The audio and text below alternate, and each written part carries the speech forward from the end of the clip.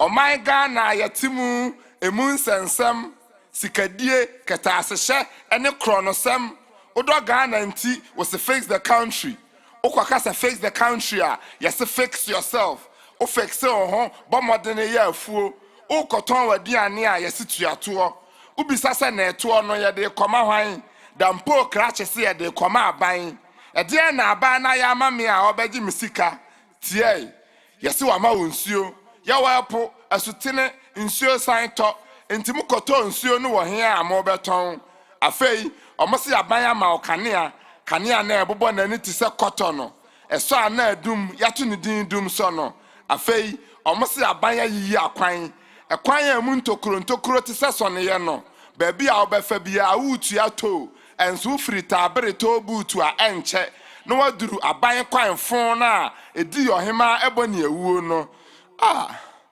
odokafra ochirechire ni no se do yonko se ho nanso se be ma do be ma yese oba se odo oba yese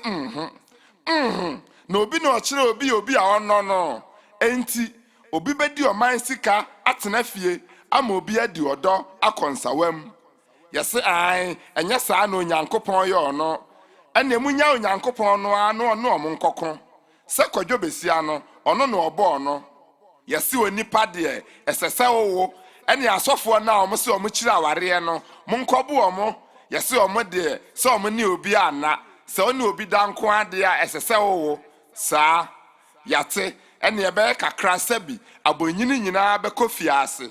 efiase nso aye ma kire so nanso aban esisi asore dan asore no nso sisi fiase enti sa asore di usika na wa ante ase a wo be kofiase sa asore shemra na wa anisu a ube kofiase asofo adane mrahefo ena mrahefo nso adane asofo wogudam ubo mpaye tia LGBTQRST eyemoya so obi say life is good LG oka say life is good omo say dabi life is cool uko school say ukosua de a nsemhunu wotebo so wo twere fom e wodua ase nsemhunu usua nsemhunu no wi a yese besom man osomo man na bosome so a na abaya ma asempoa ukase so a yese anya akatua eya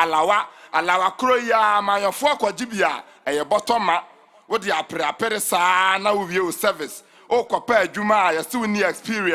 woni experience akobie wa company wantumi amye bia abaya bia napco akatua nso so entimi ntobode ne kako oman Ghana boda birijo babia ajo aban na dincho udi chiniya kata oso a esum nko a okotena osono so a odi a oma obi nni ubie wano se wo kasa onanase kamano tum wanka wano antum a ono abeka wano atum enti nsankyerefo nyina budin de osena so oden no kotiba bonasum kotinsu nituo onika onifie mabuno se yente ase ye beye oye kire kotisi dabi munkofie aban enti wa yuma yama wo bo akronfo ho ban no akokire adofo wo yi ofo nsa na hwe wonsa